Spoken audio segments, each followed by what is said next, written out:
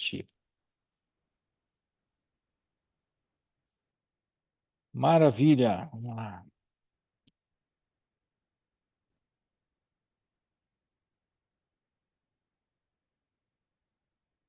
Bom, boa noite a todos. Estamos hoje com a nossa reunião do mês de maio do Serviço de Medicina do Esporte, Hospital 9 de Julho, né? A nossa reunião científica, em coordenação geral do Dr. Ricardo Narras, né? E eu junto com ele. Hoje não está aqui presente com a gente, mas logo volta aí para as nossas reuniões, né? E queria agradecer ao Hospital 9 de Julho, DASA Hospitais, toda a nossa rede DASA, que incentiva e nos apoia aí no nosso evento, né? São 15 anos já da nossa reunião, com temas os mais diversos, sempre ligados à fisiologia, ao esporte, à lesão esportiva, aos eventos esportivos importantes no ano, na década, tudo. Então, a gente tem trabalhado bastante isso, fizemos vários ciclos, né, dentro do esporte, e hoje nós vamos falar num assunto bastante interessante, que é prevenindo a osteoartrite em atletas, né? Será que é uma tarefa possível? Até porque os nossos desfechos com os atletas e ex-atletas têm mostrado muito esse caminho, né? Desde a dor e a lesão já considerada. Então, hoje a gente trouxe esse tema para que a gente possa discutir, ver um pouco mais de luz sobre isso.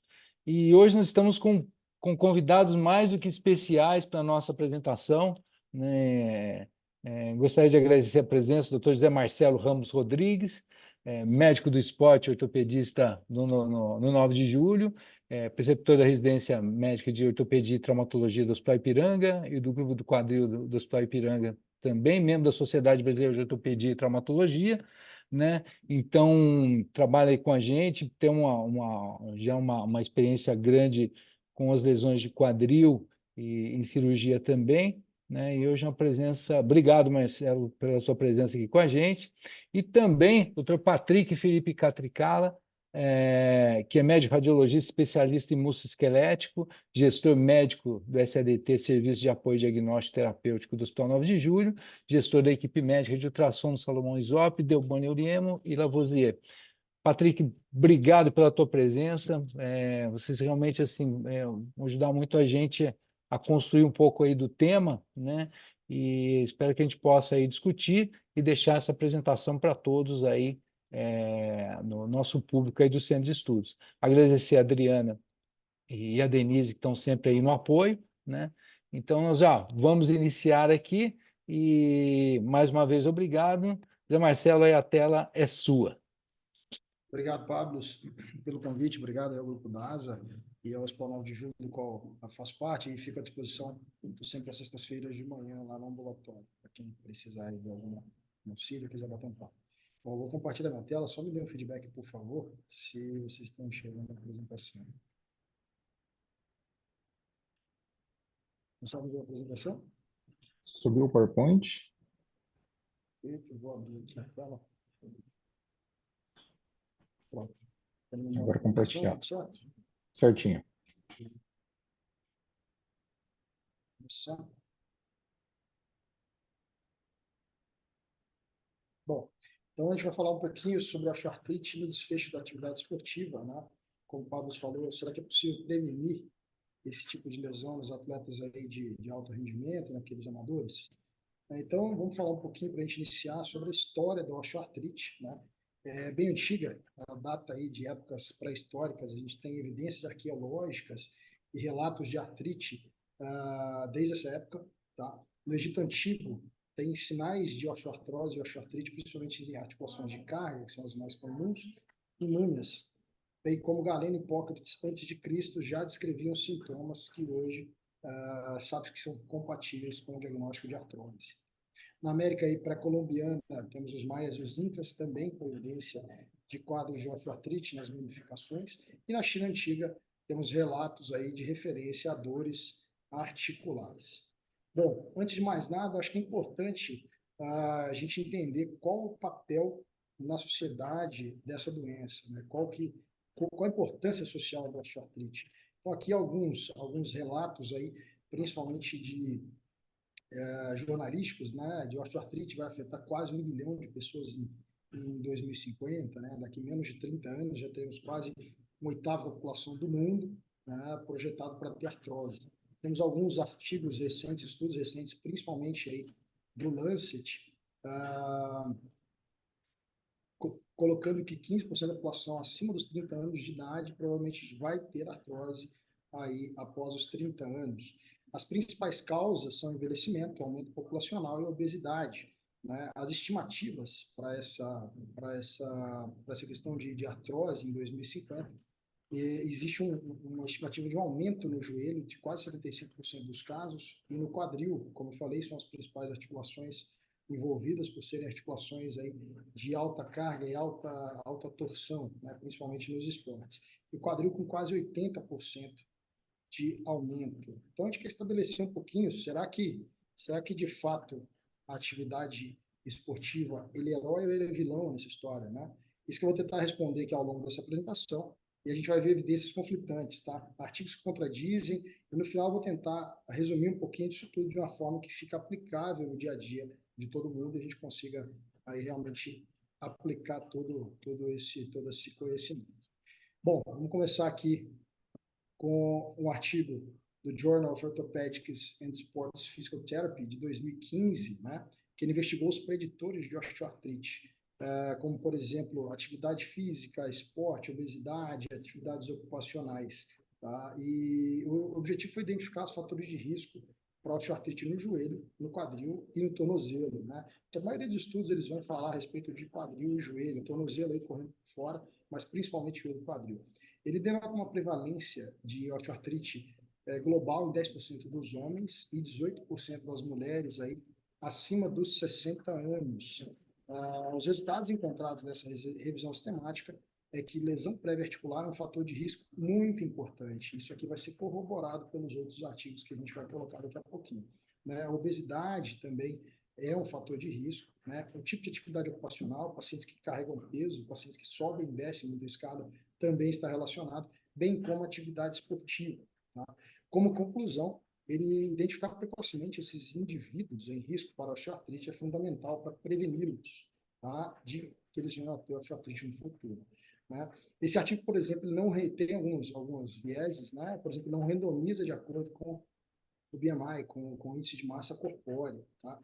E tem algumas variáveis relacionadas ao exercício, tá? Por exemplo, o tempo, o tipo, a intensidade, que foram mensurados de forma variável. Isso também acaba sendo um viés. Então, de forma sucinta, necessita-se de estudos adicionais com melhor qualidade e força de evidência para a gente diminuir todos esses vieses, tá? Um outro artigo um pouco mais antigo aqui, do American Journal of Sports Medicine, de 1997, tá? Sobre osteoartrite e esporte, né?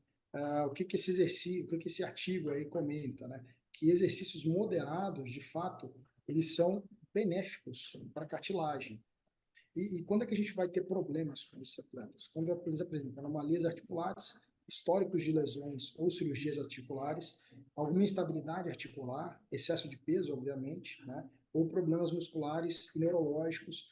Esses pacientes, esses atletas têm maior chance de ter osteoartrose nas atividades físicas intensas, tá?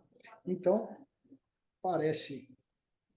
Acho que travou minha apresentação. Vocês estão me ouvindo? Sim, sim. Estou tentando passar aqui, mas eu acho que ela travou. Pronto. A alta Pronto. carga torsional e o alto impacto, eles estão diretamente relacionados, né? Parece haver essa evidência, né, de que esse tipo de lesão, esse tipo de atividade está relacionado com o desenvolvimento ou piora da osteoartrite. Tá? E o pior cenário, né, o principal fator de risco para a osteoartrite e osteoartrose são lesões não diagnosticadas e exercício físico de impacto. Bom, aqui, conforme a gente falou sobre o tipo de esporte de impacto e alta carga torsional, ele ranqueia aqui em baixo, moderado e alto. É um artigo mais antigo, né? Mas beisebol, basquete, futebol, handball, squash, rugby, tênis individual, todos esses são esportes aí de alta carga torsional que pode gerar, sim, desgaste articular e osteoartrite, tá? Bom, esse aqui já é um outro artigo do American Journal of Sports of Medicine, de 2011, um pouco mais novo, da Suécia, em que o objetivo foi investigar a prevalência de osteoartrite e artroplastia em ex-atletas de elite do sexo masculino e comparar com o controle. Tá? O N foi um N interessante, de 708 ex-atletas com média de 70 anos, aí, que já tinham se aposentado a média de 35 anos, né, considerando a carreira desses atletas, aí terminando até os seus 30, 35, 40 anos, culminando nessa faixa etária. Né? E o controle de quase 1.400 pacientes. O que ele encontrou, de fato? Uma prevalência de osteoartrite em atletas masculinos, né, e artroplastia em relação ao controle elevada. Né? Então, um risco relativo, uma região de Sances de quase duas vezes maior nesses pacientes que eram atletas de elite em relação a desenvolver osteoartrite e quase 2,3 vezes desses ex-atletas serem submetidos à artroplastia de quadril ou de joelho. E ele notou uma proporcionalidade entre o grau de impacto e o risco de desenvolver artrose nessas duas articulações. Né? Mais um artigo falando sobre a questão de lesões prévias como um fator de risco importante para o desenvolvimento dessa doença, principalmente naqueles atletas ou esportistas de alto impacto. Tá? Então, aqui essa tabela ele cita, e aqui ele ajusta, né, foi uma crítica daquele artigo anterior, né, 2 artigos atrás, que ele ajusta pela idade, pela massa corporal e pela parte ocupacional, né, e você tem aqui os riscos relativos, tanto o desenvolvimento de artrite e de quadril e joelho, bem como de artroplastia dessas duas articulações. Você consegue ver meu cursor? Pablo? Oi, o cursor, Meu sim, ele cursor está um aqui, pouquinho tá dando para transparente, mas ver? aparece. Aham, dá. Perfeito. Bom, esse outro artigo aqui do Journal of Athletic Training, né, já é um artigo um pouquinho mais novo, de 2017, tá? E o objetivo foi determinar a associação entre alguns esportes e osteoartrose especificamente de joelho. Foi uma revisão sistemática que levou em consideração 29 estudos, tá? E desses 29, 17 foram elencados para meta-análise. E esses estudos eles tinham critérios para serem incluídos. Tinham 4 critérios. Os principais: o objetivo era investigar a associação entre ativação esportiva e osteoartrose de joelho. O resultado deveria ser medido em radiografia, tá? Deveria ter osteoartrose clínica, né, os sinais clínicos e sintomas, pacientes submetidos a prótese de joelho, tá? Ou com um diagnóstico autorrelatado de osteoartrose dessa articulação, ou paciente que estava numa lista para realizar prótese total de joelho, tá? Os desenhos dos estudos foram casos controles e coorte. Então, o que a gente encontrou como resumo? Que o futebol teve um odds ratio aí de 3,5, ou seja, 3,5 vezes mais chance de ter osteoartrose do joelho, tá, do que o grupo controle. Sendo que corrida de longa distância em nível de elite, e um artigo para frente ele vai realmente determinar o que ele considera corrida de longa distância em nível de elite, tá, o odds ratio de 3,3, o risco de chances aí de 3,3 vezes maior de desenvolver essa doença. Bem como o levantamento de peso competitivo, quase 7 vezes mais risco de ter artrose. E luta, que cita como wrestling, né, 3,8 vezes. Então, a participação em certos esportes, como conclusão, ele pode aumentar, de fato, o risco de osteoartrose do joelho. Mas o que não está claro é se isso deve ao esporte específico, a lesões relacionadas ao esporte ou outros fatores aí desconhecidos. Ok? Isso é importante a gente colocar, que tem bastante controvérsia nesses artigos. Aqui, osteoartrose de joelho e corrida é uma revisão sistemática também de 2016, do American Journal of Sports, tá, com 15 estudos selecionados e 3 para meta-análise, foram 11 coortes retrospectivas e 4 casos controles. Né? Na metodologia, o diagnóstico também foi dado por radiografia, acho que o Patrick daqui a pouco vai esmiuçar isso bastante, eu não vou entrar muito nesse mérito, né? Mas será que o diagnóstico precoce com radiografia para atleta de alto rendimento é o ideal? Será que a gente não conseguiria, de fato, ter um melhor diagnóstico, um tratamento mais precoce, caso fosse feito uma ressonância? Então, assim, não sei se os estudos, de fato, eles não levam em consideração ou se realmente não se consegue essa detecção precoce. Né? Enfim, aqueles pacientes que foram incluídos foram aqueles que tinham prótese de joelho, dor e incapacidade. Tá? Então, parece que a meta-análise concluiu, né? Parece que ela concluiu que existe um efeito protetor da corrida em relação a cirurgia de joelho, de osteoartrite no joelho, com odds ratio de 0,46, tá? Aqui o force plot. Então, aí fica sempre aquela pergunta, né? É um fator protetivo, um fator protetor em qual intensidade dessa corrida, em qual nível, para quem? Né? São questionamentos que esse artigo aí, eles não respondem, né? O que ele coloca que são necessários, de fato, mais estudos com melhor nível de evidência, e a conclusão é que não é possível determinar o papel da corrida na osteoartrose do joelho. O nível de evidência, infelizmente, é baixo, tem muito viés para associação entre corrida e osteoartrite, né?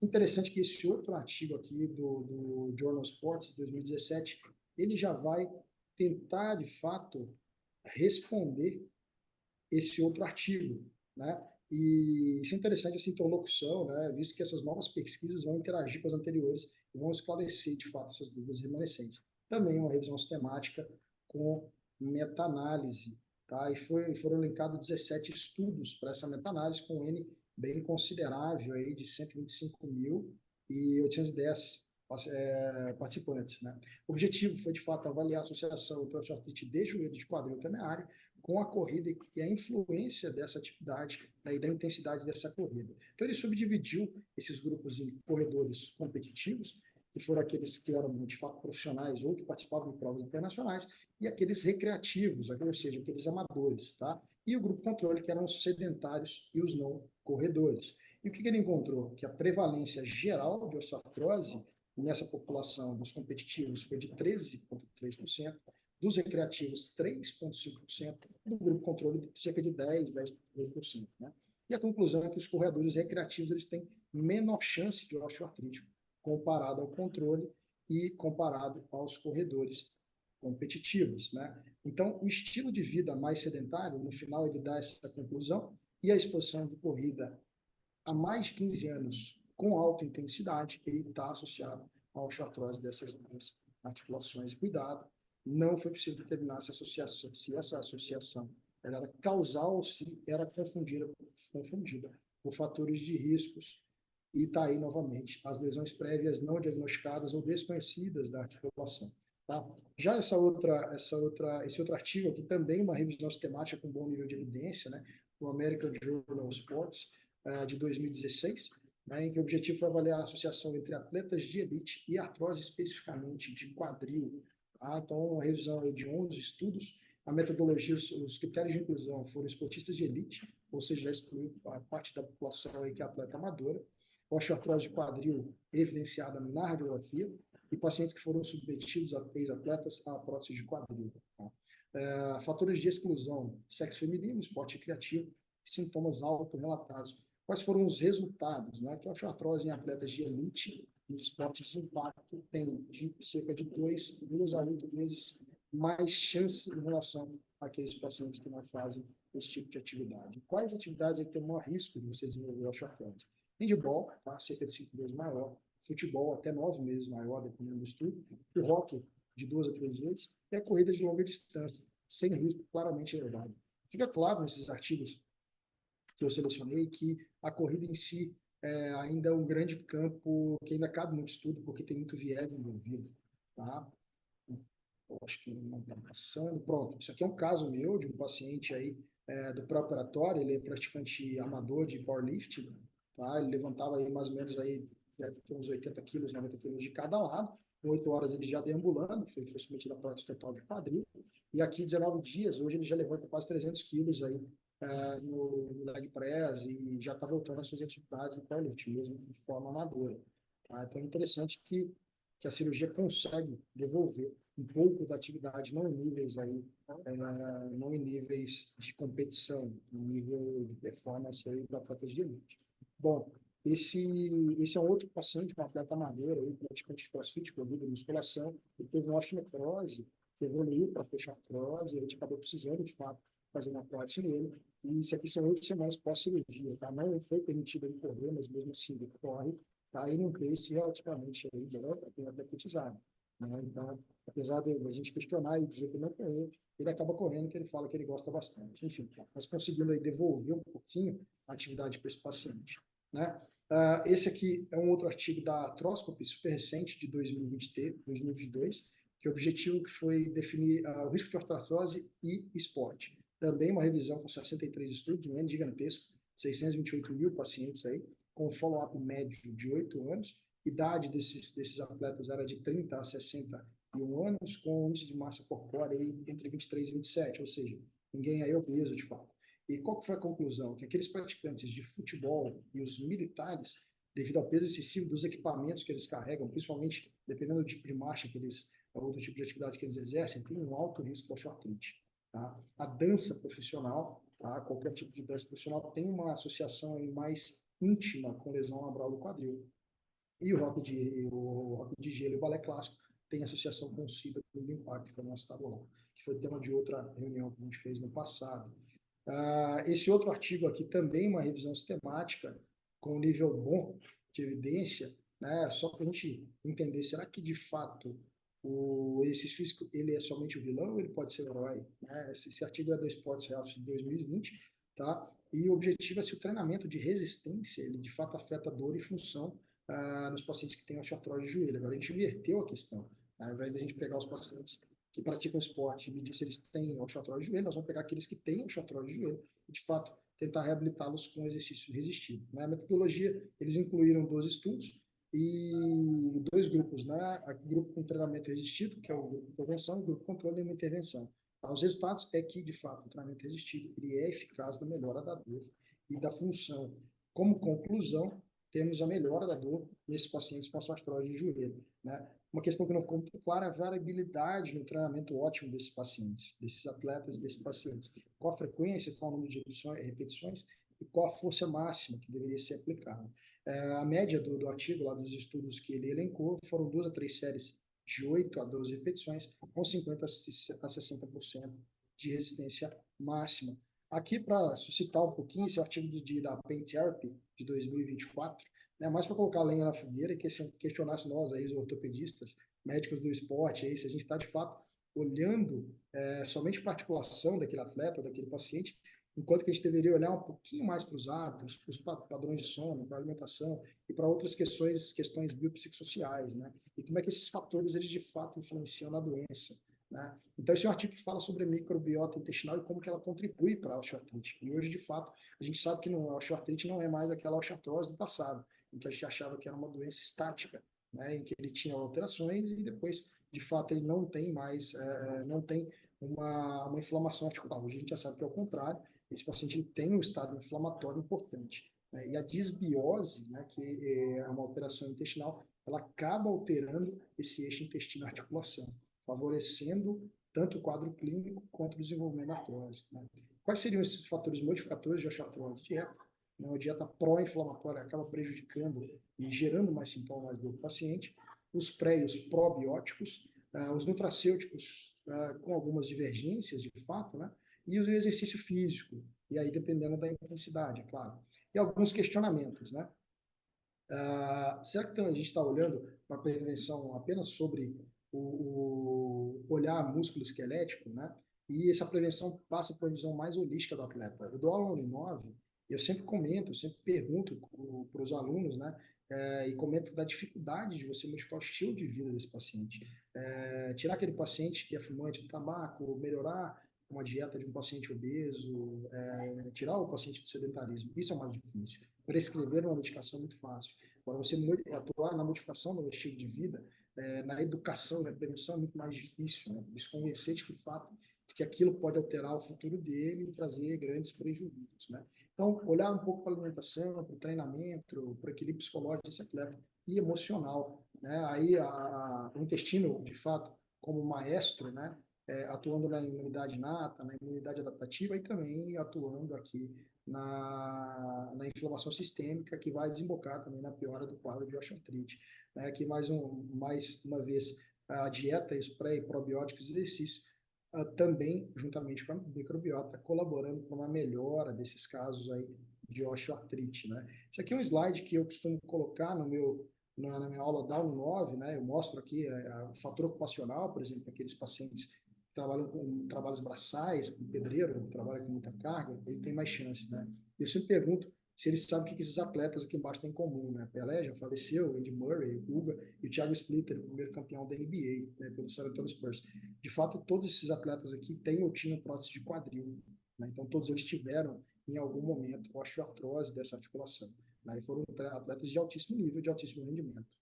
Tá? E aí, para quem estiver disposto e quiser assistir, tem um documentário bem bacana do Ed Murray na Amazon, que chama Resurface, que é exatamente o nome da prótese a qual ele foi submetido, né? Tem toda a saga dele, que ele passou por diversas cirurgias preservadoras, tentando evitar essa prótese, mas infelizmente a dor não permitiu com que ele seguisse sem prótese. Então ele necessitou da prótese. E o Thiago Splitter, aqui no Rafinha Bastos, mais que 8 minutos, é uma entrevista no podcast dele, em que ele também comenta e cita, salvo engano, ele foi submetido 17 ou 18 a prótese bilateral de quadril. Bem interessante também, se quiser assistir, eu recomendo. E agora algumas reflexões e alguns questionamentos, né? O colágeno, será que de fato o colágeno previne essas lesões? Aqui, então, isso é um quadro resumo das principais sociedades aí, tanto americanas, europeias e da América Latina, sobre recomendação de diacerina, glucosamina, condroitina e os colágenos aqui embaixo, né? A OARC, a ACR, a ANICE, ECEL, o LAR e o AOS,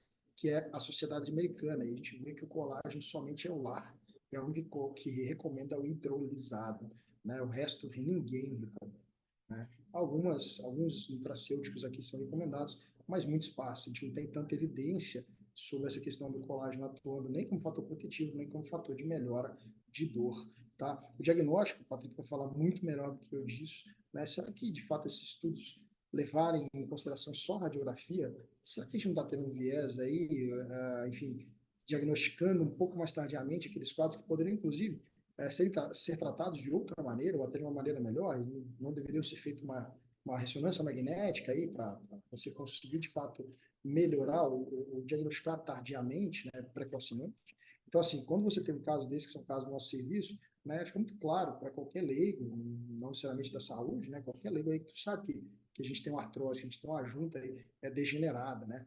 Mas em casos como esse aqui, que a gente tem uma leve esclerose, uma possibilidade de cisto, uma leve diminuição do espaço articular, será que esse paciente aqui não mereceria, será que ele não mereceria uma ressonância? Né? E qual tipo de esporte que de fato está associado com essas lesões, né? A gente já falou aqueles esportes de fato que tem alta carga torsional e alto impacto, né? Ele está direcionado, a gente precisa orientar o nosso atleta sobre isso, né? E trazer luz para que ele se previna, né? De qual forma a gente vai falar daqui a pouquinho, né? Qual a intensidade dos exercícios que ela é benéfica, qual a intensidade que de fato ela vai contribuir para gerar uma degeneração condral, uma degeneração cartilaginosa, né? Então a gente viu em alguns artigos que o esporte recreacional, os artigos ele mostra que pode funcionar como fator protetor. E esportes de alto rendimento e profissional, ele de fato pode ser um fator que leva ao desenvolvimento de osteoartrite, né? Principalmente os de impacto, né? E sobre lesões prévias e lesões silentes, né? Como que a gente faz o diagnóstico precoce? Será que a radiografia é suficiente? Esse aqui é um paciente meu com dor no quadril, tá? Dor inguinal, dor lateral, dor típica intraarticular, e um pouco de dor aqui trocantérica, um quadro de síndrome dolorosa. E esse paciente aqui a gente pode ver uma leve esclerose, um pouquinho de diminuição de espaço, talvez uma calcificação labral. E aí, quando a gente vai depois para a ressonância, vou mostrar já já, a gente já vê algumas alterações que não seriam detectadas por nenhum outro exame, né? E só que será que diagnosticar esses atletas precocemente, principalmente aqueles assintomáticos, será que isso é custo efetivo? Será que isso de fato se sustenta, né, monetariamente? Então aqui esse mesmo atleta, né, esse mesmo atleta amador também, né, com alguns já com cisto subcondral, com uma irregularidade condral importante, e ele tinha muita dor, a gente fez suplementação, tratamos essa dor lateral dele com de choque, reabilitamos com fisioterapia. E hoje ele consegue voltar às suas atividades aí, recreacionais. Tá? E o próprio viés de características inerentes do paciente. Será que o índice de massa corpórea também não é um fator que pode prejudicar essa avaliação do paciente, né? As lesões não reconhecidas, que a maioria dos artigos aí, ou não diagnosticadas, eles citam e questionam, né? Será que a gente não deveria intervir precocemente para tentar diagnosticar, principalmente os atletas de alto rendimento, atletas de elite? Será que a gente não está perdendo esse time? Né? E como eu falei, será que é custo efetivo fazer ressonância de quadril e joelho para todo mundo? Será que de fato isso se justifica? O Patrick pode falar um pouquinho para a gente também. Né? E a minha própria escolha dos estudos para apresentação. Como é um tema controverso, né? Então a própria seleção dos artigos é um viés aí de seleção. Algumas mensagens para casa, né? característica dos atletas, né? Vamos individualizar cada atleta que você tem, mesmo que ele seja amador, mesmo que ele queira começar uma atividade física. Vamos examinar o atleta como um todo, vamos olhar para diversos fatores dele e não só para a parte musculoesquelética, né? Vamos prepará-lo. Eu pego muito corredor aí que de fato corre e não se fortalece, né? Então, eventualmente, na maioria dos casos, tem alguma dor em joelho, quadril, tornozelo, articulações de carga, né? Vamos condicionar esse atleta e depois, somente depois, a gente vai conversar sobre performance. A performance é a última que vai entrar nessa jogada. Sobre o tipo de esporte, qual modalidade esse meu atleta ou esse meu paciente está praticando, né? Esse exercício, de fato, tem impacto, tem carga profissional ou não, tá? E qual a intensidade que ele pratica, né? Moderado, de alto rendimento, com qual frequência ele treina, né? E em que nível? De fato, estou lidando com um atleta amador, iniciante, ou com um atleta semi-profissional ou profissional, tá? Em relação àquelas lesões não diagnosticadas ou as lesões prévias, né? Vamos tentar fazer um diagnóstico precoce. Isso aqui muda a vida do teu atleta e dá longevidade para ele, independentemente do esporte que ele pratique. Vamos valorizar sempre o sintoma. Tá? Se ele tem dor, mas isso aqui está correndo, não é bem por aí. Vamos investigar, vamos mais a fundo, vamos ver se não existe alguma lesão ali que eu consiga atuar para que ela não se desenvolva, para que minimize seus efeitos. E sempre avaliar a parte biomecânica como um todo. Eu gosto de falar sobre multidisciplinariedade, que isso aqui é fundamental, né? A gente trabalha aí, eu gosto de trabalhar com o Silvio também, né? Tá, o Pablo conhece bastante, que é um educador físico que tem muita experiência nessa parte, e a gente trabalha sempre em conjunto com a fisioterapia, com a educação física e com outros colegas de outras especialidades, tá? Bom, essa foi a minha mensagem, fico à disposição e vou passar a palavra para o Pablo, mais um agradecimento aí a todos pelo convite. Muito obrigado.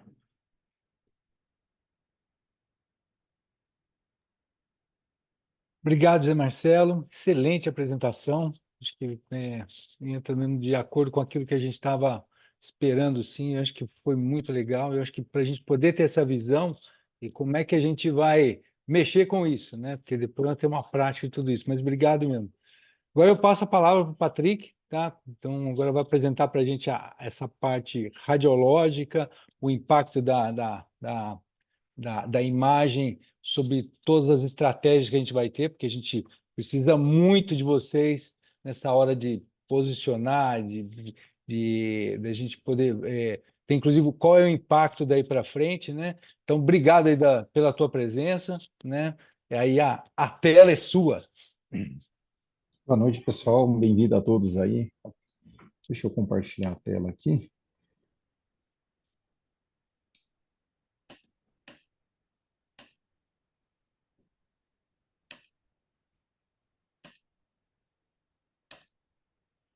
Subiu a apresentação? Sim. Então, tá bom. Então, vou comentar um pouquinho aqui hoje. Eu vou falar um pouquinho, então, sobre a visão radiológica aqui do quadril. Então, eu sou radiologista musculoesquelético aqui do Hospital 9 de Julho. Também atuo na DASA Diagnósticos, então, Salomão, Delboni, Lavoisier. Gostaria de estender o convite aí a quem quiser conhecer o Hospital 9 de Julho. Hoje a gente é uma grande referência na área de diagnósticos por imagem. O time, em específico músculo-esquelético aqui do hospital, é um dos melhores de São Paulo e a nível Brasil, tá? Então são excelentes profissionais, todos muito bem formados, que dão aulas aí, tanto em congressos nacionais quanto internacionais. Então, quando precisar discutir algum caso diferente ou mandar algum paciente para cá, fica o convite aí, que realmente é um time diferenciado. Acho que a primeira questão que eu vou começar falando, antes de mudar o slide, é a questão de osteoartrite e osteoartrose, tá? Nos Estados Unidos, eles só usam o termo osteoartrite, né? No Brasil, a gente tem uma certa confusão, talvez pela população leiga, que o pessoal acaba usando, até os radiologistas, muito o termo osteoartrose, tá? Mas, na verdade, também é osteoartrite. Então, nos relatórios, vocês vão ver muito mais comum osteoartrose, que é a mesma coisa, mas para evitar uma confusão ali com uma artrite reumatológica, alguma outra doença inflamatória, a gente acaba usando aqui no Brasil isso. Mas nos artigos, tudo a gente acaba usando também o termo osteoartrite, tá? Então, aqui na apresentação, vou acabar usando mais osteoartrose durante a fala. Eu não vou estender muito sobre a radiografia, tá? Porque acho que realmente não tem muito de novidades aí nos últimos anos. O que é o mais importante da radiografia? Um exame bem realizado, tá? Então, a gente só vamos conseguir avaliar bem um exame no detalhe se ele for bem realizado. Então, a radiografia de bacia padrão, o ideal é fazer centrar o raio 2 centímetros acima da síntese pública, o paciente pode estar tanto em pé quanto deitado, e aí a partir daí a gente já consegue avaliar diversas estruturas na radiografia, né? Então aqui uma radiografia de bacia bem feita, então a gente vê os forames obturatórios bem simétricos, tá?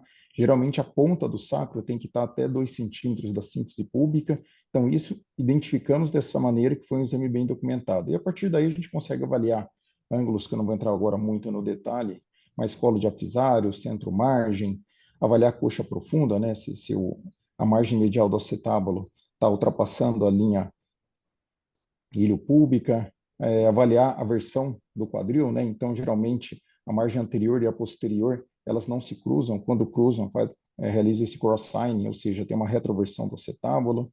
E, além disso, avaliar as concavidades. Então, na radiografia de quadril, a gente tem diversos outros posicionamentos que acabamos associando, né? Então, eu acabei colocando aqui os principais, é mais para a gente ter uma ideia como a gente consegue avaliar em outros ângulos as superfícies articulares, né? Então, a Lonsdale, que seria a de Hannah, com os pés juntos e o raio centrado aqui no pubis. Então, a gente consegue ver um pouco melhor a superfície aqui da cabeça femoral, aqui em relação à margem do acetábulo, espaço articular, essa daqui é de Likens. Então, a gente tem várias outras aqui, inclusive para avaliar aí ângulos alfas e ângulos betas. E, por fim, a posição de Doom. Então, essas foram as principais radiografias. Eu confesso que eu não vou entrar muito no detalhe. Mas pensando agora em osteoartrite, então, radiografia. A classificação mais utilizada na radiologia é a classificação de Tones. A gente classifica em 3 graus. Então, um grau 0 seria um exame sem alterações. Um grau 1 é quando a gente começa a ver pequenas alterações. Então, a gente começa a ver uma discreta redução do espaço articular, começa a ter um pouco de esclerose aqui no teto acetabular e pode ou não ter alguns pequenos osteófitos marginais. O grau 2, a gente já começa a ter um maior grau de degeneração, tá? Então a gente já vê uma redução mais acentuada desse espaço articular, os osteófitos marginais, a esclerose, alguns cistos subcondrais já podem começar a estar aparecendo, tá? E no grau 3 seria o grau mais avançado, quando a gente tem um pinçamento já bem mais avançado do espaço articular, um remodelamento ósseo tanto da cabeça quanto do acetábulo. Então, o que a gente vê na radiografia são sinais já, como o próprio Marcelo falou, que já deve ter algum grau de alteração. E a gente não vê lesões de partes moles. Indiretamente, a gente infere que deve estar acontecendo alguma coisa. Então, provavelmente aqui já tem uma redução do espaço articular, então tem chance desse paciente ter uma lesão condral, talvez uma lesão labral. Se a gente vê um cisto subcondral também inferindo ali que tem, então assim, a gente não vê as lesões diretamente de partes moles. Porém, indiretamente a gente acaba inferindo. Então, acho que aí o grande queridinho hoje para avaliação precoce é a ressonância magnética, tá? Então, a gente consegue avaliar um N muito maior de estruturas, partes moles e, inclusive, a parte óssea com maior qualidade. Então, a gente consegue ver cartilagem, a gente consegue ver edema ósseo, cistos subcondrais com maior qualidade, osteófitos marginais.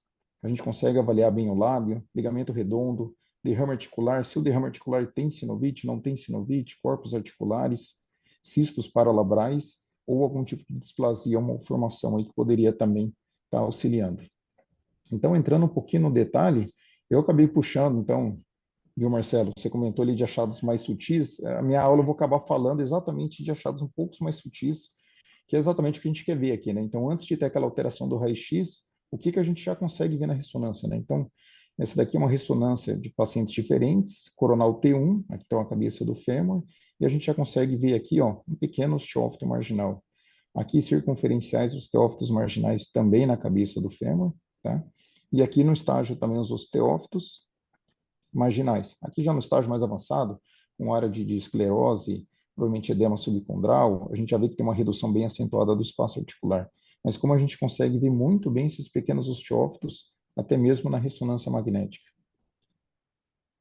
A cartilagem, acho que a cartilagem é uma grande dificuldade ainda para o quadril, tá?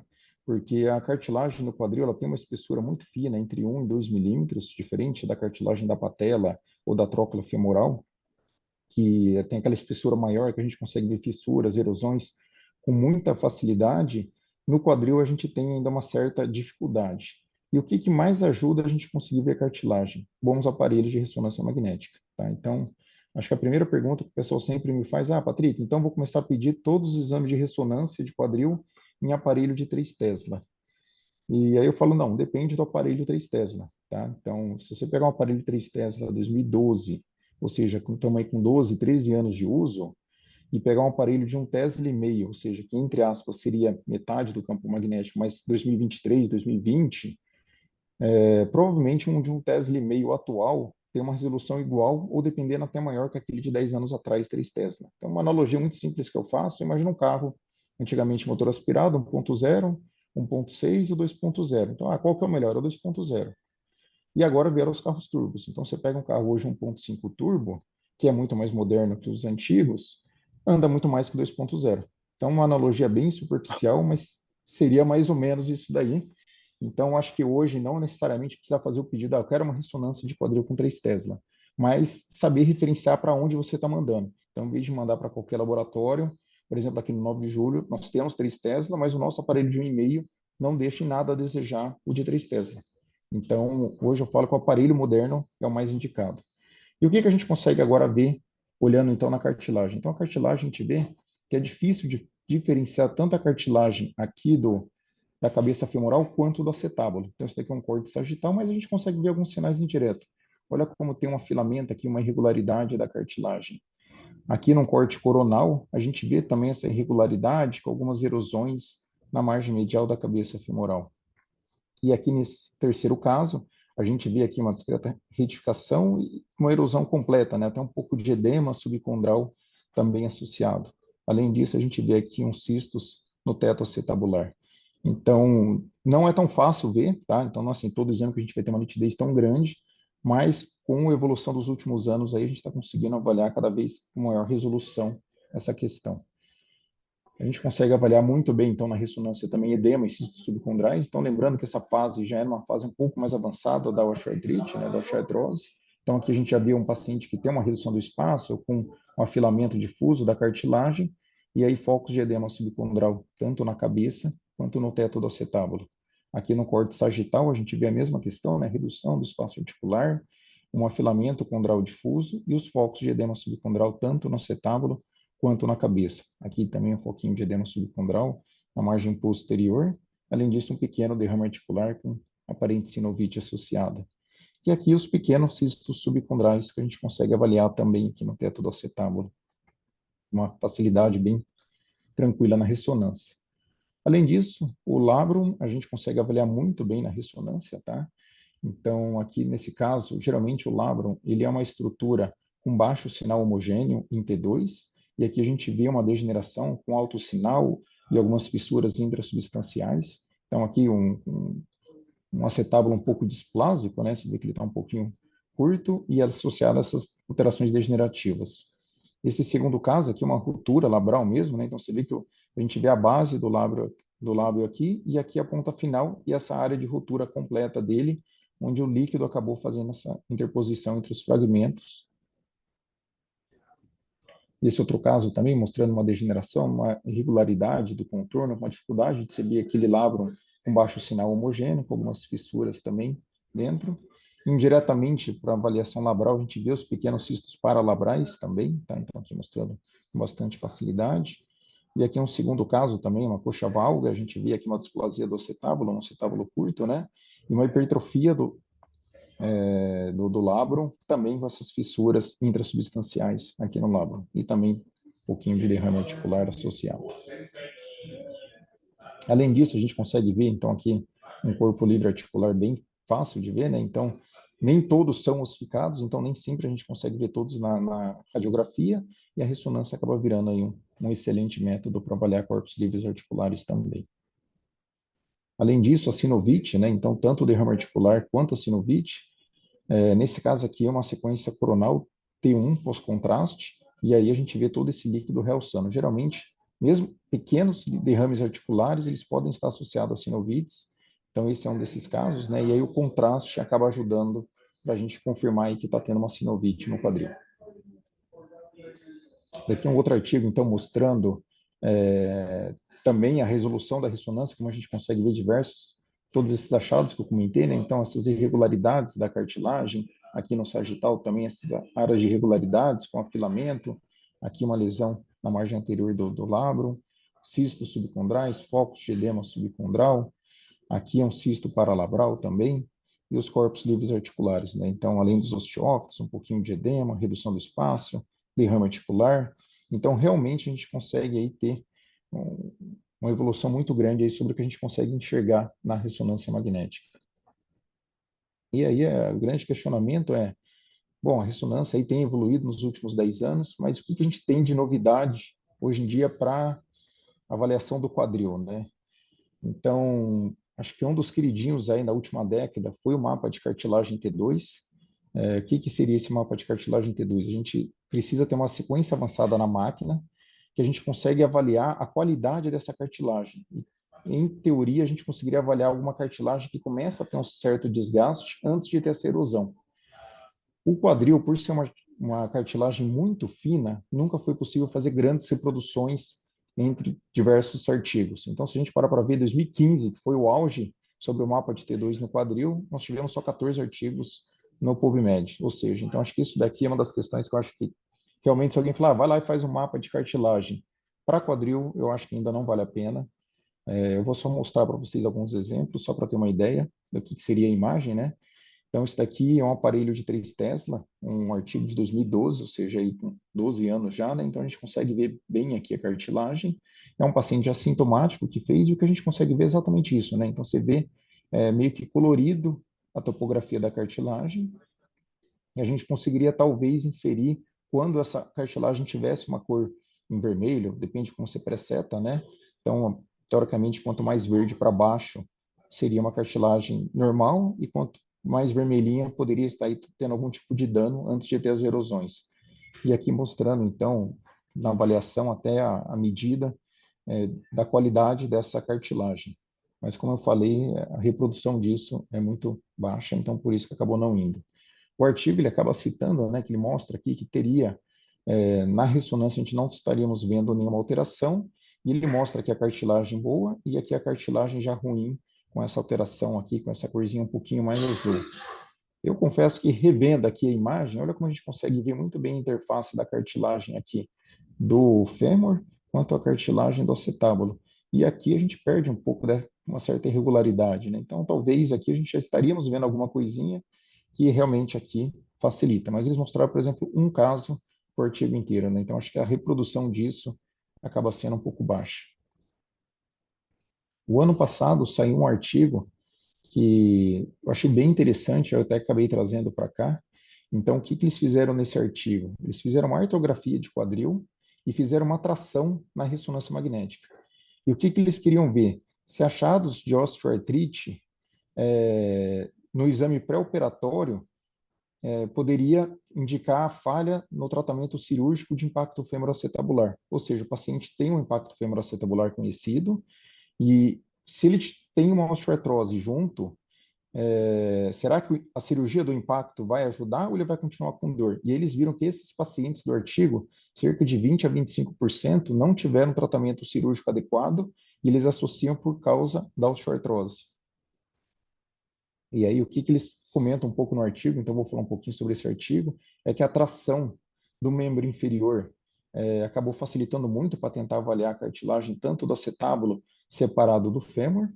Eles descrevem muito no artigo um padrão de degeneração central, que eu vou acabar comentando ainda com mais detalhes, e os key points do artigo o que ficou definido que poderia aumentar o índice de falha da cirurgia da osteoplastia para impacto femoroacetabular, que daria um resultado menos favorável. Então, um dos achados se tivesse uma lesão condral extensa, aumenta o risco de falha. Se tivesse osteófitos, eles chamam de centrais, né? Pode ser tanto aqui supromedial no acetábulo ou perifoveal, também aumenta o índice de falhas. E um terceiro padrão que eles encontraram se você tiver uma lesão do ligamento redondo associado a uma lesão de cartilagem no fêmur, também aumenta o risco de falhas. Então, eles mapearam no artigo todos os achados. Então, os radiologistas que mapearam, foram 2 radiologistas que foram avaliando, eles iam falando se tinha ou se não tinha as alterações. Então, o que eles avaliaram?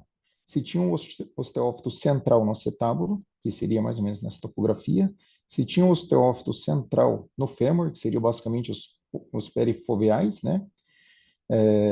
Se tinha lesão do ligamento redondo, mesmo que parcial, lesão condral do fêmur, lesão condral do acetábulo, cisto subcondral, se tinha osteófito periacetabular, se tinha lesão de cartilagem e se tinha osteófitos também circunferenciais na cabeça femoral. Então a gente vê que é tudo que a gente vê falando até agora, só que aqui todos em achados um pouco mais sutis, tá?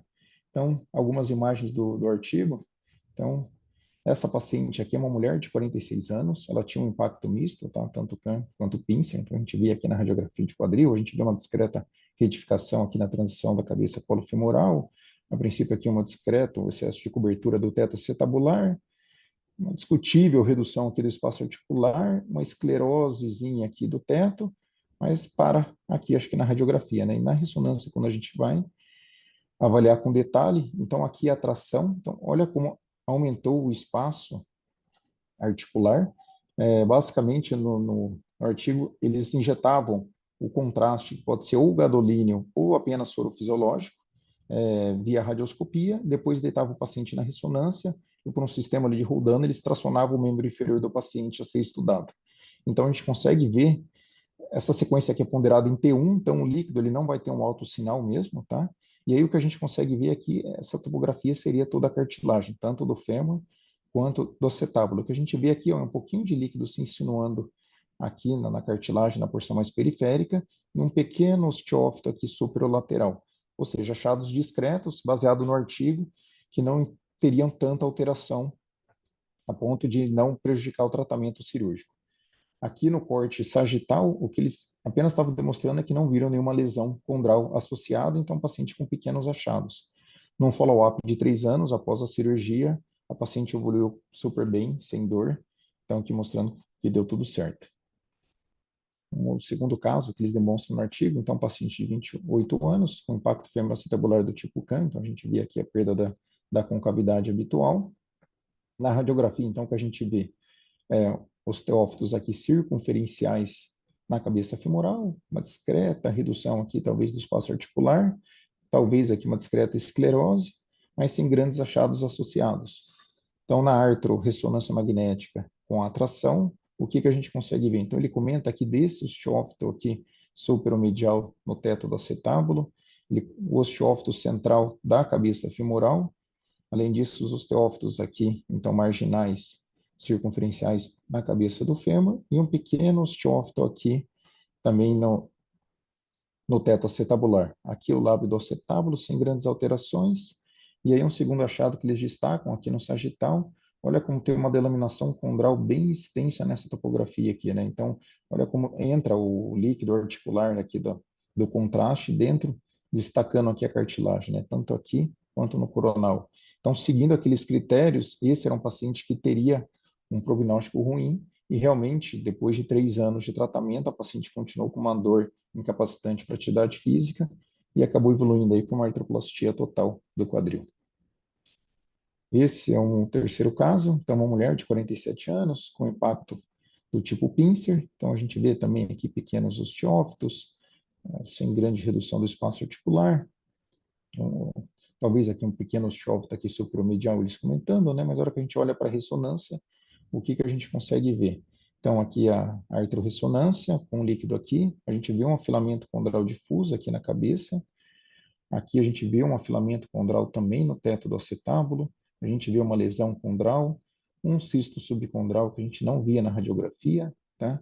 E aqui o ligamento redondo também com uma degeneração e um espessamento aí, inferindo uma lesão crônica, né? Então, aqui dentro dos critérios lá, degeneração mais a lesão condral, indicando aí que talvez um risco menor de sucesso terapêutico. E foi o que aconteceu com esse paciente, então não teve uma resposta terapêutica favorável e acabou evoluindo aí para uma artroplastia também total do quadril. Então, acho que foi um artigo único, então assim, não é para levar isso como um consenso, tá? Mas mostrando aí que pequenas alterações degenerativas a gente já consegue identificar e talvez aí confrontando, né, quanto dessas alterações talvez é a principal causa de dor do paciente e não é um impacto alguma segunda alteração. E aí toda essa questão do tratamento, né? Como tratar essas pequenas alterações aí o mais precoce possível para ter um melhor desfecho para um paciente. Pensando ainda mais no atleta, né? Que depende aí da atividade física. Esses foram os artigos que eu usei na aula de hoje. Basicamente é isso aí, pessoal.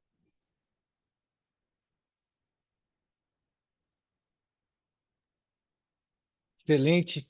Obrigado, Patrick. Excelente tua apresentação, o modo com que você expôs. Acho que é importante aqui para a gente até posicionar e pensar até ó, com os sintomas e com os achados, como é que a gente pode desenhar esse prognóstico aí, né? Porque a gente tem uma situação muito grande que quem nos procura com a lesão esportiva, a ideia é eu preciso melhorar porque eu quero voltar, né? Então eu acho que foi uma colocação excelente sua, né? E mais uma vez, obrigado vocês. E agora vamos passar para a parte dos debates, as perguntas, né? As dúvidas e as colocações que vocês gostariam de colocar aqui para a gente.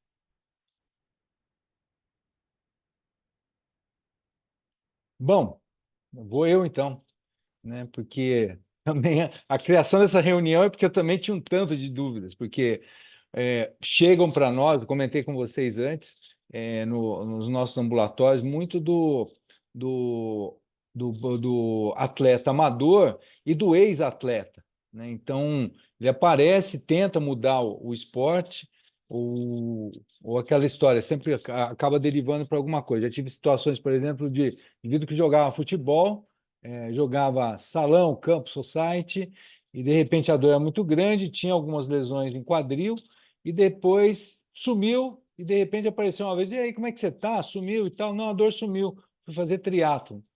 Ele mudou a biomecânica de treino dele, né? Deixou o futebol, mas também, na sequência, a gente vai ter as outras consequências de tudo isso. Você colocou aqui, Patrick, alguns sinais, alguns indicadores que são importantes. A partir deles observados, dá para se ter um prognóstico, não sei se eu vou dizer de tempo ou de uma janela para se relesionar, não só em questão da dor, ou quando isso vai evoluir para uma prótese ou não, se a gente pode ter, digamos, um protocolo mais armado para não só postergar uma prótese, mas pelas imagens em si. E ou a gente tem que fazer assim, fazer a nossa prevenção, esperar que uma hora ele vai evoluir para uma situação como essa, que é o que depois eu vou passar para vocês, Marcelo. É possível a gente ter isso pela imagem, ter ó, o prognóstico e a sequência? Boa pergunta. E o problema é que a imagem às vezes não reflete muita dor, né? Então, às vezes a gente pega muito paciente que tem ali um cisto subcondral, você fala, puta, esse cara aqui vai estar com dor. E às vezes ele não tem dor nenhuma, né? Então, às vezes a gente vê o paciente com desgaste de cartilagem e clinicamente a dor dele não é tão importante quanto de um outro paciente que tem uma alteração muito menor e apresenta. Então, assim, por imagem isolado é realmente difícil, tá? Então, acho que acaba a clínica sendo, acho que, associado à imagem é o mais importante mesmo. Por isso que, às vezes, no pedido médico, ali, colocar indicações mais detalhadas, nos ajuda muito até a interpretar o nosso laudo radiológico e até, às vezes, avaliar com outros olhos pequenas alterações. Então, o atleta com uma dor incapacitante para fazer atividade física, suspeita de avaliação do labrum, suspeita de avaliação ali de cartilagem. É importante descrever isso, que a gente consegue dar um foco, uma ênfase melhor ali em pequenas alterações. Perfeito. Bom, eu vou jogar aqui uma dúvida do Dr. Sérgio Terreri. Terreri, um prazerzaço estar com você aqui com a gente na reunião. Obrigado pela tua presença. Ele parabeniza todos pelas apresentações e coloca aqui: qual a incidência de ruptura isolada do ligamento redondo à ressonância magnética e qual a correlação com as lesões degenerativas e artrósicas?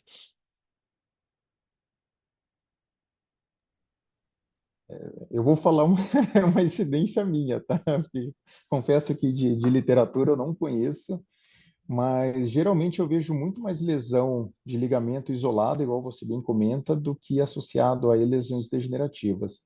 Esse talvez foi o primeiro artigo que eu vejo eles comentarem dessa associação. Mas aí também cabe muito a eu voltar atrás e falar, pô, peraí, será que eu já prestei atenção se esse padrão era comum ou não? Tá? Então, acho que também eu preciso fazer o dever de casa e agora começar a prestar mais atenção desses achados, né? Então, quantas vezes a gente não vê uma lesão, talvez não uma rotura de ligamento redondo, mas aqueles ligamentos redondos degenerados, que estão mais espessos, com alteração de sinal, a gente prestar um pouquinho mais de atenção se não tem realmente lesões labrais ali, condrais associadas, que a gente poderia estar valorizando mais.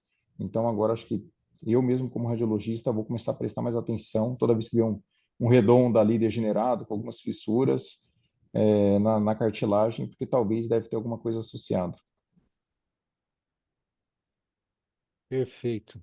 Zé Marcelo, você tá pegando muito, você mostrou os casos aí para gente, é, e muita lesão articular, e não só isso, de partes moles, e que você possa, por exemplo, sugerir troque de esporte, mexa na sua biomecânica de treino.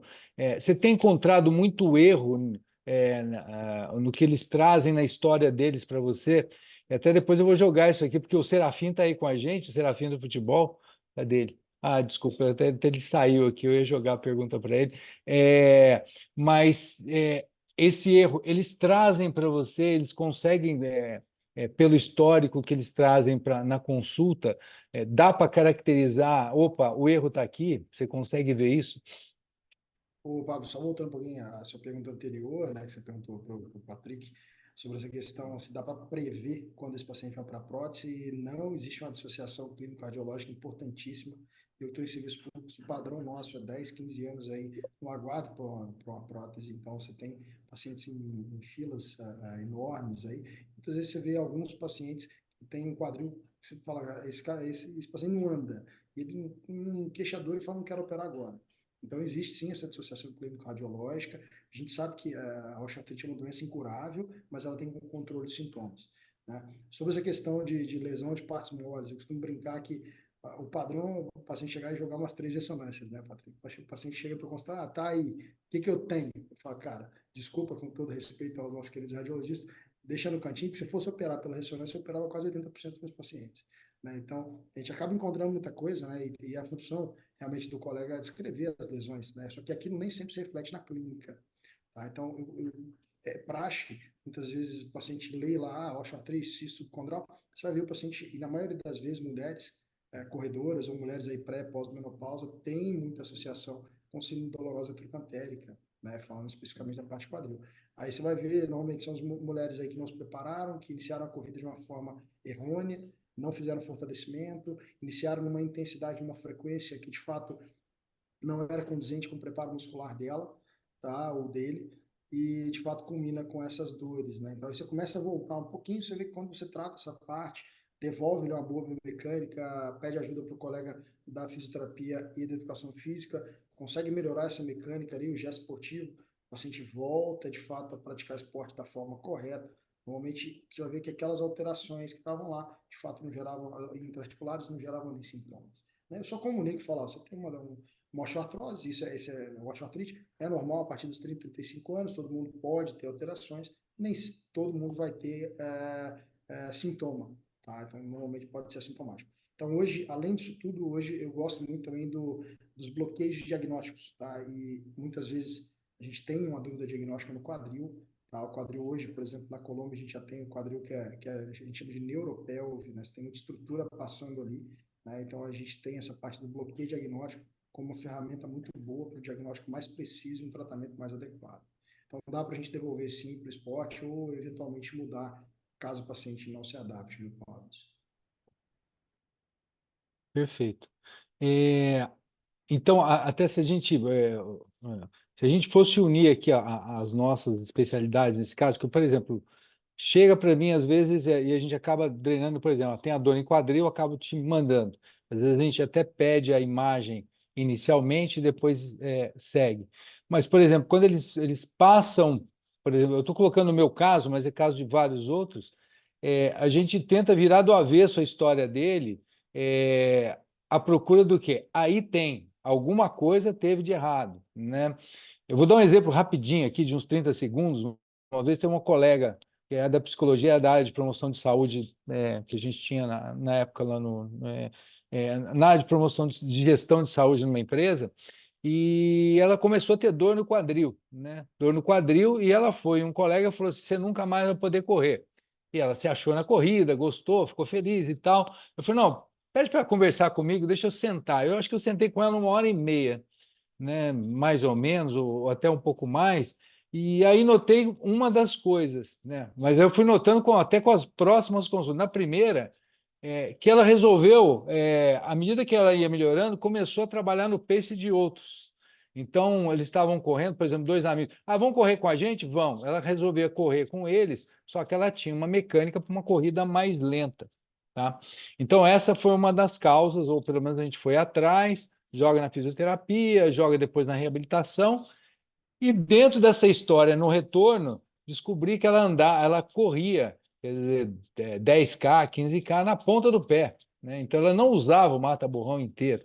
Então, esse tipo de informação chega para a gente, mas assim, é um custo, às vezes, para você tirar. Quer dizer, você tem que sentar por muito tempo para tentar entender esse universo desse atleta, né? E aí você consegue, aí você vai montando o quebra-cabeça e vai jogando, por exemplo, quando eu passo, por exemplo, para você, Patrick, vai lá na história, a gente coloca tudo isso. Aí falou, Marcelo, Marcelo, olha só, e olha só o que ela me passou do histórico dela. Então, para quê?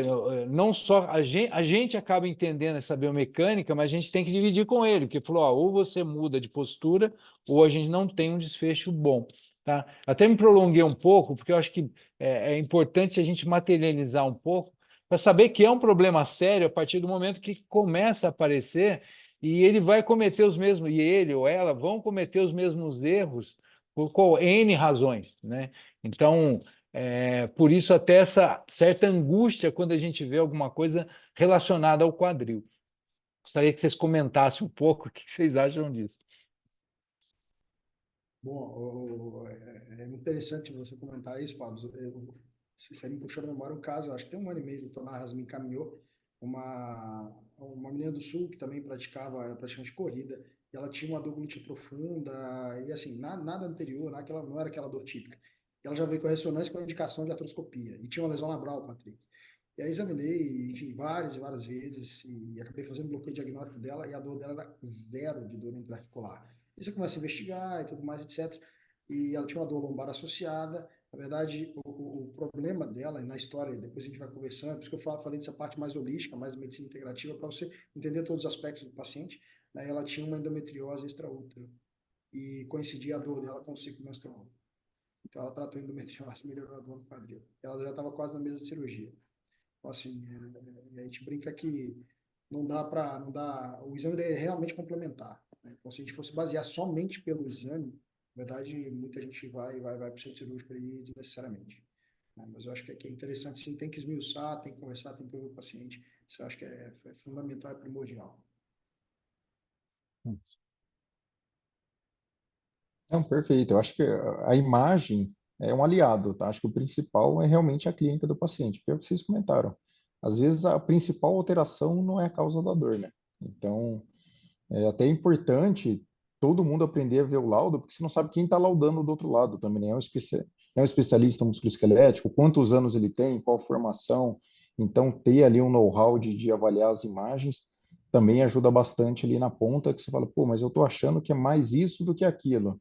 Aí você vai com um olhar bem focado ali, você consegue ver, às vezes, até com uma facilidade que o radiologista que está vendo tudo ali não prestou atenção.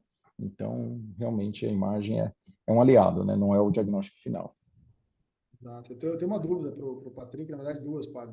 O Patrick, em relação especificamente ao quadril, eu acho que, por exemplo, essa parte de atrito de trato, bursite trocantérica, tendinite trocantérica, eu acho que a prevalência do achado imaginológico é imenso, né? Porque todo raio-x, que você pega, toda a ressonância de principalmente mulher, 90%. exato. 90%. Eu Já queria está que você quase na fosse. minha máscara. Mas, Exato, exato. Então, mas assim, aí eu acho que talvez é como descrever, né? Então eu ponho lá um sim, edema, sim, sim. ponto, e fica no edema. Aí se o médico Assim, ali, o é muito ortopedista, quer frequente valorizar ou isso. não, exato. Depende da clínica. Então, assim, é o que eu falo, se eu vou tratar enfim, dá para fazer o dead shock e infiltrar todo mundo, se você for fazer, porque só que a maioria não tem esse sintoma. Então, mas isso aí eu acho que é muito equivalente. E outra questão, uma pergunta mais, não tem muito a ver com a ressonância em si, mas se hoje dentro da DASA a gente tem acesso ao EOS Imaging, tá? Você Não sabe, tem. não tem. Hoje só tem uma empresa no Brasil que faz, exato. E devido ao custo-benefício ali, não Mas é bem temos. legal, aí, enfim. Mas eu já imaginava, eu queria realmente tirar essa dúvida com você. Obrigado pela gentileza. Eu vou botar um pouquinho aqui dentro da, da plateia, porque a gente tem, até agradecer a presença de todos que estão aqui.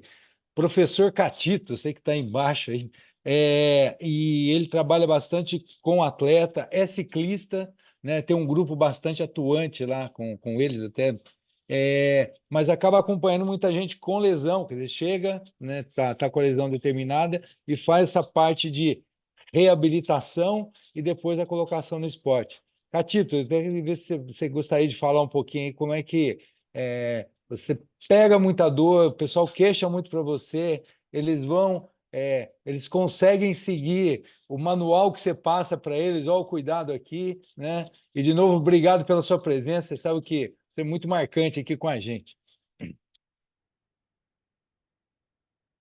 Acho que está sem som.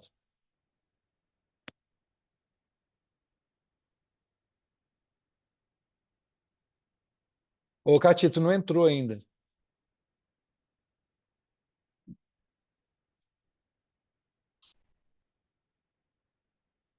Ainda está. O Paulo, acho que Não talvez tenha que conseguimos. pedir às meninas para abrir o É. áudio dele. Não sei se deve estar Consegue, travado. Denise, Adriana, conseguir abrir o áudio lá Não, dele? doutor, a gente não consegue abrir. Catito, você consegue. Eu acho que o áudio seu aí no celular, o note.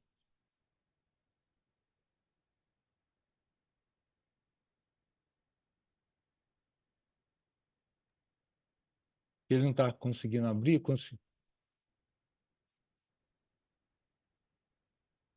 O seu som ainda está cortado, entendeu? Vamos tá, talvez no canto inferior esquerdo, se tiver no telefone, dá para clicar e ele abre o áudio. Não sei se está conseguindo aí, mas...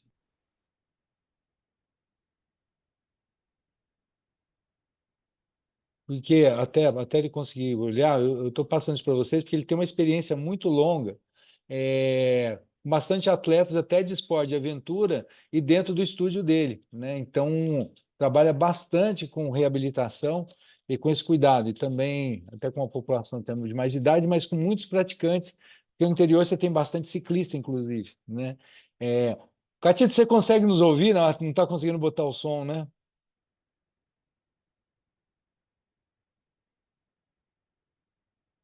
Então, beleza. Não, sem problema, sem problema. Mas, ó, obrigado de qualquer jeito pela tua presença aí. Mas aí você conseguir entrar, você põe a mãozinha que a gente já fala aqui, né? Então, a ideia... E aí, por que que eu estou falando isso? A ideia da multidisciplinaridade em tudo isso. Porque vocês acabaram de falar em obesidade, a gente falou em vários aspectos, como não dá para a gente trabalhar sozinho sem esse trabalho completo, né? Eu até falei aqui, Patrick, da questão dos indicadores, que às vezes é alguma coisa que você vê dentro até dos aspectos que você colocou ali para a gente. É aquela história de falar assim, ó, eu não gostei disso que eu vi aqui, apesar de não ter dor, mas alguma coisa com cara de evolutivo e podemos ter problema lá para frente, né?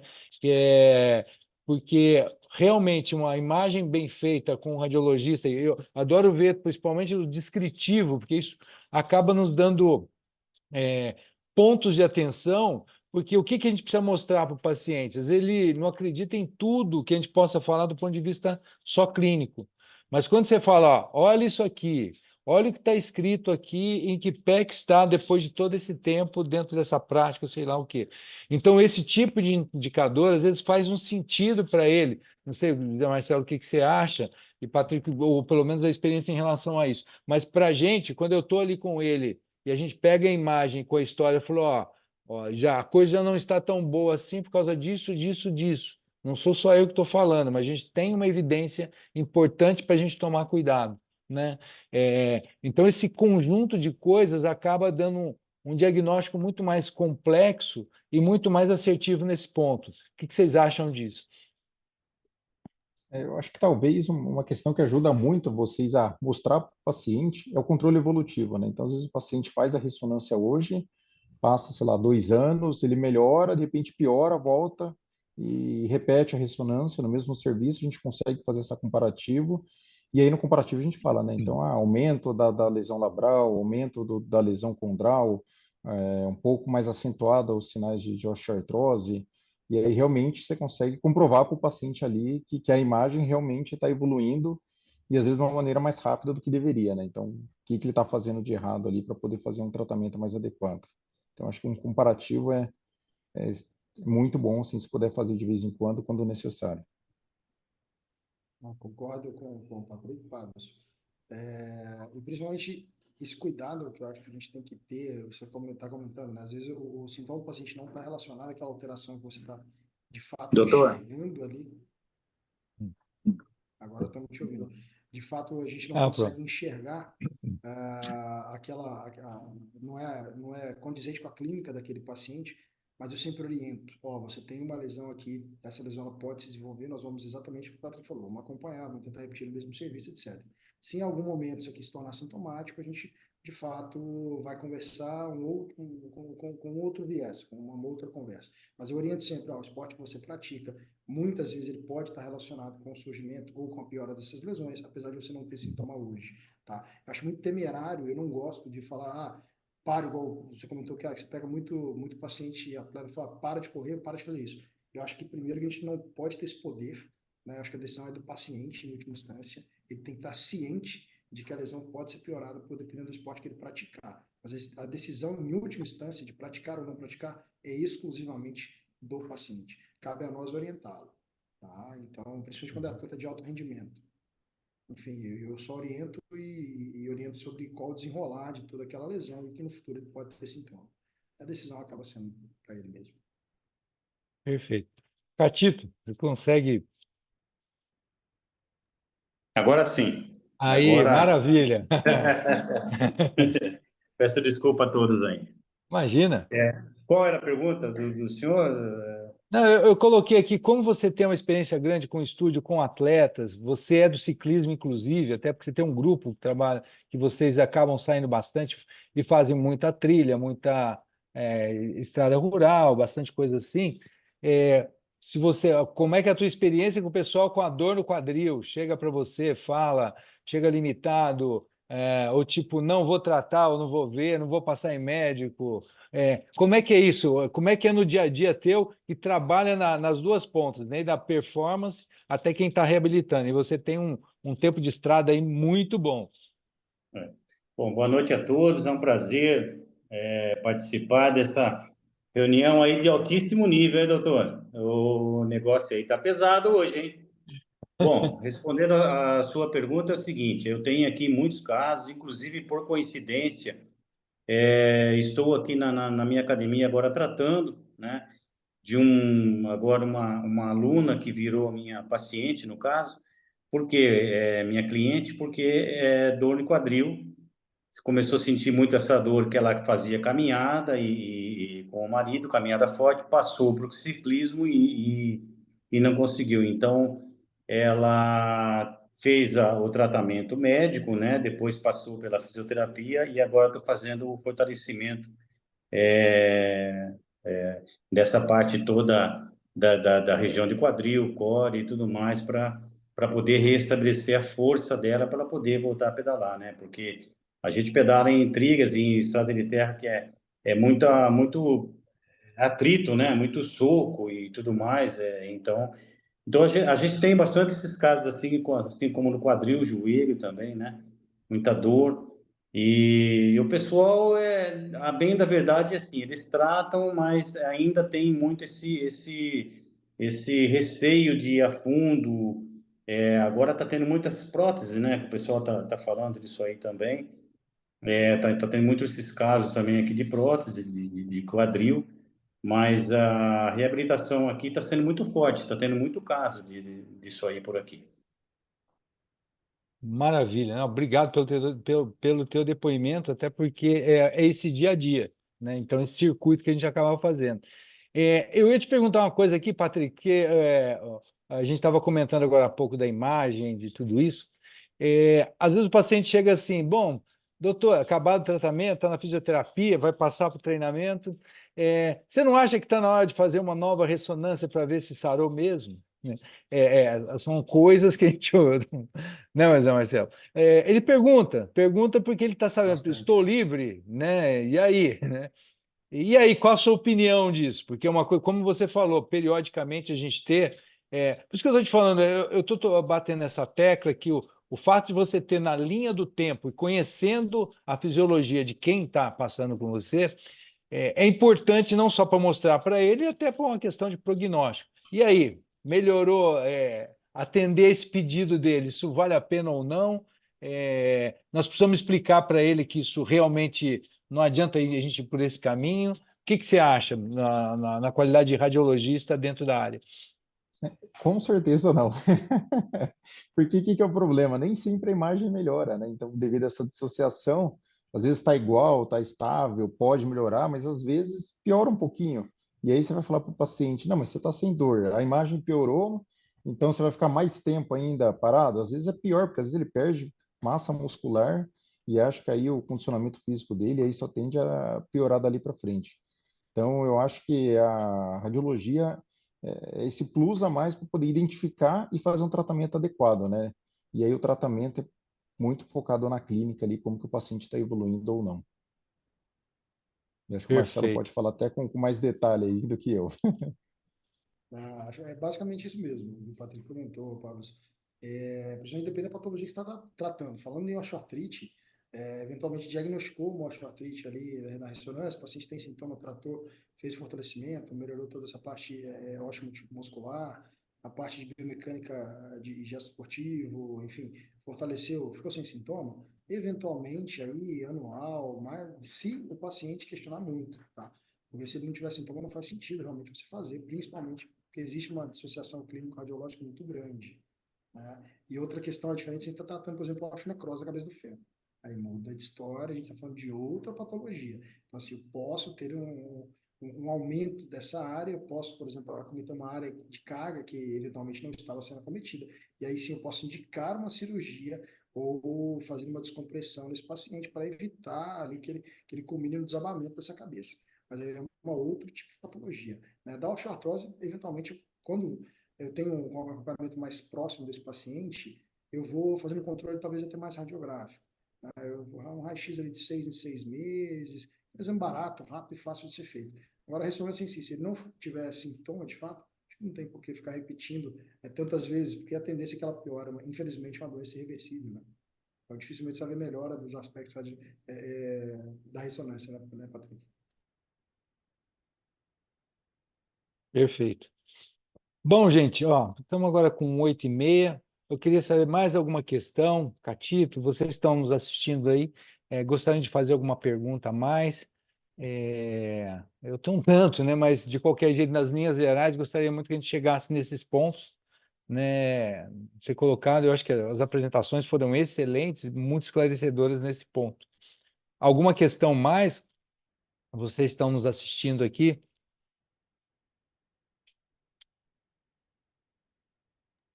Eu queria fazer uma pergunta só, Pablo, bem para Claro. um de vocês aí, não sei a qual quem vai se encaixar, mas assim, por exemplo, quando a gente fala de dor, hoje está muito falando de calçados, né?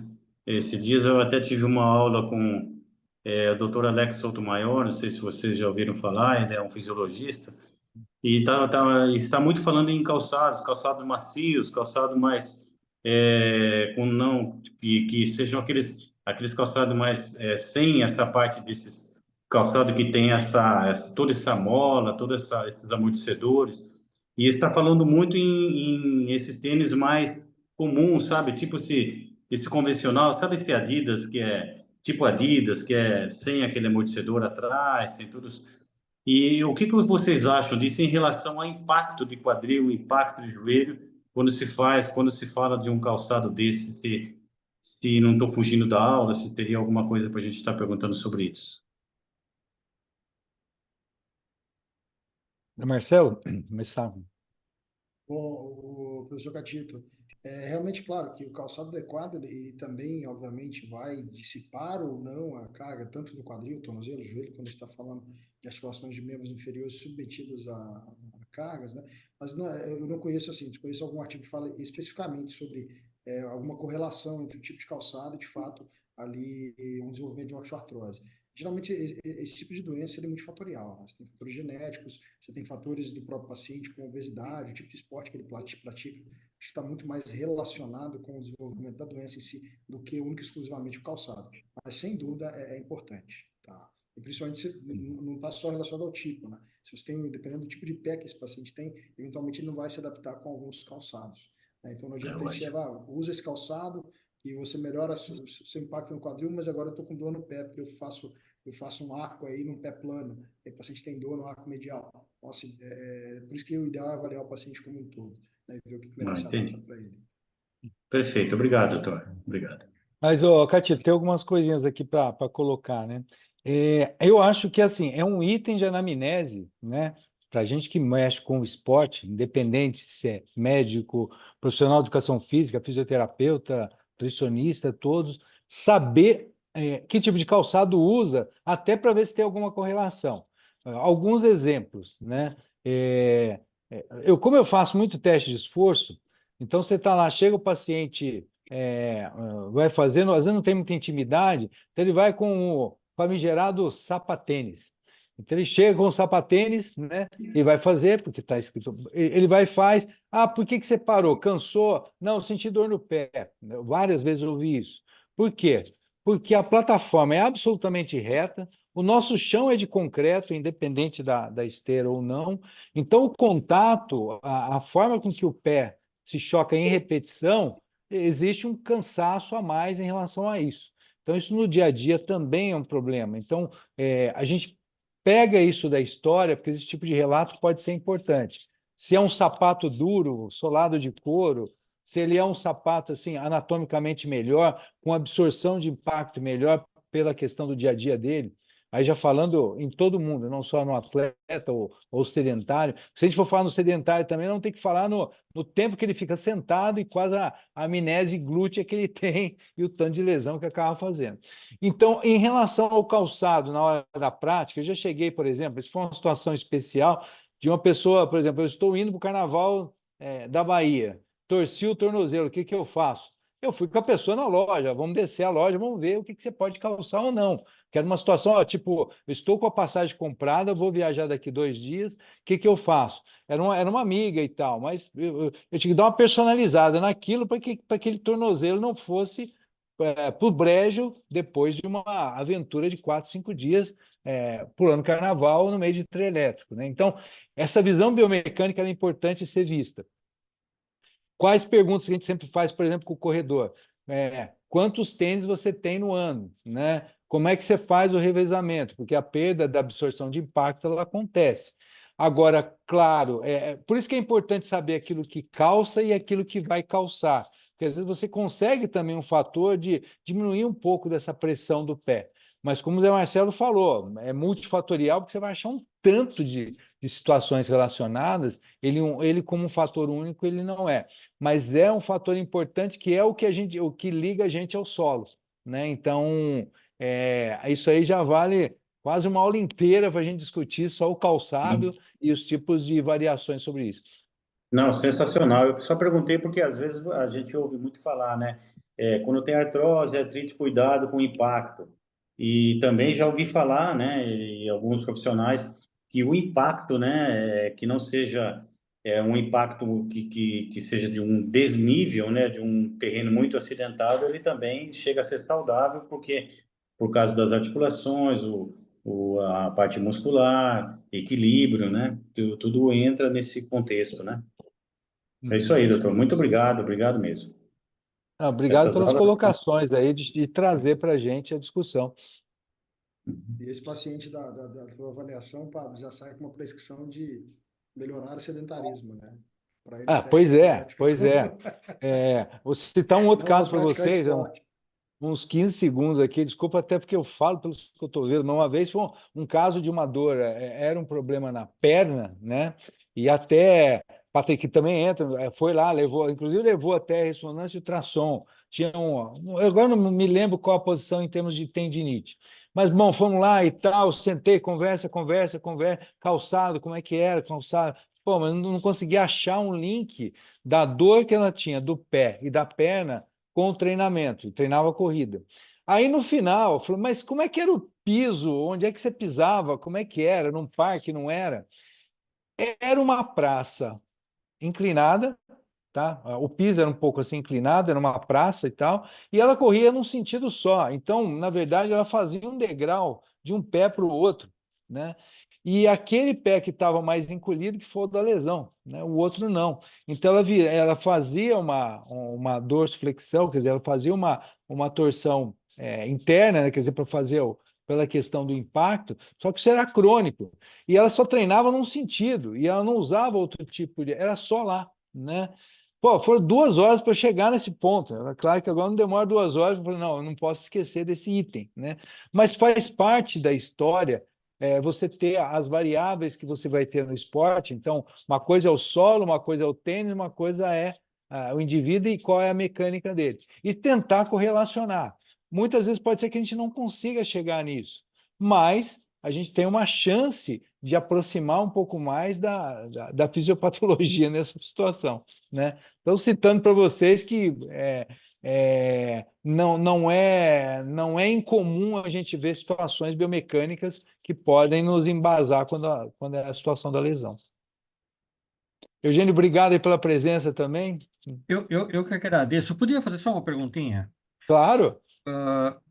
Eu mexo com acupuntura, tá? Ah, parte de dores. A verdade, mais especificamente, eu estou trabalhando muito ultimamente com auriculoterapia, tá?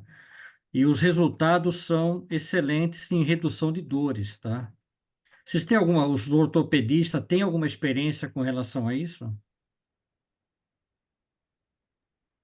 Tudo bem, Eugênio? Boa noite. Com relação ao aurículo ou com relação à acupuntura? Com aurículo. Com aurículo. Aurículo especificamente. Não tem. A acupuntura sim, prescrevo, acho uma terapia fantástica, quando bem indicada, bem executada, sem dúvida, mas com aurículo em específico, de fato, não. Eu deixo geralmente a critério do acupunturista ou do profissional que faça, para que ele selecione esse tipo de terapia, eu realmente não tenho conhecimento para abordar.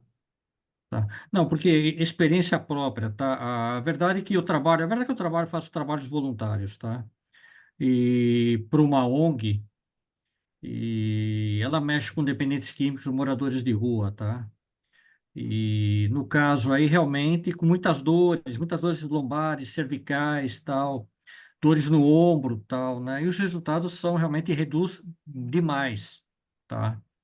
Trabalho também no Hospital BP, Beneficência Portuguesa, tá? Como voluntário também, atendendo também os colaboradores, tá? E muitas pessoas realmente, ah, dores lombares e cervicais, eu diria que é mais de 80%, tá? E o alívio é muito grande, dores no quadril também, muito grande também. E os resultados são excelentes, tá? Só estou dando uma dica para vocês aí, só para acender uma luzinha. Se vocês quiserem até um dia falar, Eugênio, estou com tal paciente e tal, quiser fazer, eu faço, eu nunca cobro nada, tá? E porque eu acho muito interessante, eu acho que a redução da dor é muito interessante. Bom, a verdade é que nesse momento mesmo eu cheguei atrasado porque eu fui atender uma pessoa no Senac aqui da aclimação, né? Que ele tem muitas dores mesmo, dores lombares e eu diria, não dormia, estava no tramal já, todos os dias praticamente, e realmente não usa mais o remédio, tá? E a dipirona também. Então, ele não usa mais. Ele falou, hoje eu consigo dormir, reduziu muito. Eu diria que hoje a reclamação dele era o ciático, tá? Porque ele estava puxando muito na parte lateral e posterior da perna, mas o alívio eu diria que foi imediato, tá? É só uma dica para vocês, tá? Se um dia vocês quiserem, poxa, vem aqui, vem fazer uma experiência com a gente aqui, eu estou à disposição, porque os resultados são excelentes, sem mexer com agulha, sem mexer com nada, só realmente na aurícula, tá? Perfeito, valeu. Até porque modulação de dor e esporte é aquilo que a gente gosta de resolver, porque aí você não tem só a motivação, você tem um componente a menos, né? Então, mas Sim, sim, vamos lembrar assim, obrigado por você ter trazido para a gente, porque esse é um ponto importante a ser considerado, né? Até dentro sim, desse universo, dentro desse ecossistema dos quadros dolorosos que a gente está vendo, tá? sim. Bom, gente, alguma outra questão? Porque eu acho que nós vamos agora, 20h40, já vamos encerrando aqui, tá? E eu queria agradecer a todos que estiveram aqui com a gente, já estiveram mais cedo, e a vocês que participaram aqui mais efetivamente, Catito, Eugênio, Terreri, que estava aqui com a gente também, Jimmy, que está aqui também presente sempre, né? E agradecer em especial de coração ao Patrick e ao Zé Marcelo pelas excelentes apresentações e pela disponibilidade em discutir, em trazer à luz para a gente coisas que são importantes. Pois vamos conversar assim em termos não só de a questão não só de protocolos em si, mas a gente aproximar isso até pelo universo de casos que a gente tem, e a gente tem um campo aí bom para explorar e de mostrar o quanto que a gente tem de material em relação a isso. Serviço de radiologia é muito bom, também dá um suporte para a gente muito grande, e quanto mais próximos a gente estiver, mais a gente vai poder oferecer esse serviço. Zé Marcelo, quer dizer, a gente já trabalha juntos há um bom tempo, né? Então já faz essa ligação, e a gente tem casos aí bastante complexos, e quanto mais a gente aproxima dessa resolução, a gente tem uma fidelidade e assim uma confiança maior desses pacientes que estão lá com a gente. E queria agradecer de novo a Denise e a Adriana, que estão aí com a gente, sempre aí no suporte, tá? Ao Hospital 9 de Julho, ao DAS Hospitais e ao DASA como um todo, que sempre nos apoia, né, e estimula a gente com os nossos eventos. Lembrando que essa apresentação vai estar no YouTube do Centro de Estudos daqui a uns dias, tá? Vocês vão também ter acesso aí pelo link, tá? E queria agradecer muito a presença nessa belíssima reunião de hoje, tá bom? Patrick, Zé Marcelo, vocês queriam dar uma última palavra aí para a gente? Bom, primeiro te agradecer, Pablo, pelo convite aí, para a gente conversar sobre um assunto tão importante, né, como a osteoartrite em atletas. Obrigado, Patrick, pela excelente aula também, e a todos os participantes que nos assistiram e interagiram com a gente. Foi excelente e fico à disposição. Meus contatos estão lá no final, o Pablo também os tem. Então, deixa aqui meu muito obrigado a todos, e a equipe do 9 de julho, Aldasa. Com certeza amolarei um pouquinho o Patrick de agora em diante, para conversar sobre alguns laudos aí e sobre algumas imagens e trocar algumas figurinhas. Tá bom? Muito obrigado a todos. Patrick? Obrigado, pessoal, pela reunião, realmente excelente. Acho que essa visão, às vezes o radiologista fica muito na salinha no escuro ali, falta essa interação com um time que atende, que faz, e realmente a gente começa a dar muito mais valor a pequenos achados vindo dessa interação. Então, acho que esse contato aí com a gente, então, a sala de laudos, inclusive estou aqui no 9 de julho, tá? Na sala de laudos, então fica o convite aqui para vir tomar um cafezinho aqui, discutir caso, e até aí surgir novas parcerias, protocolos, estamos à disposição. Obrigado pela aula, foi excelente, tá? Acho que um conteúdo riquíssimo, e a discussão também aí sempre de muito aprendizado. Obrigado, pessoal, pela reunião. Gente, então, boa noite a todos. Próximo mês, daqui a pouco a gente já divulga o tema novamente. Tá? Uma boa noite para todos. Tchau, tchau, Boa gente. noite.